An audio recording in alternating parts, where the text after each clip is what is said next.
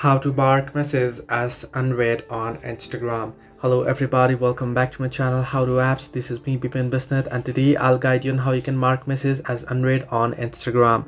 Now the process is quite simple and easy, so let me guide you through quick and easy. First things first, all you have to do is you'll have to open up your Instagram application, head on to your chat by tapping on the chat icon at the top right corner of your screen, and it'll be headed into chat. Now here you can see I've opened up certain messages, right? In order to unread them, all I have to do is tap and hold, and once I tap and hold, here you can see I'll get various options, and you can see move to general, and you can see mark as unread. If I just tap on mark as unread, it'll be unread.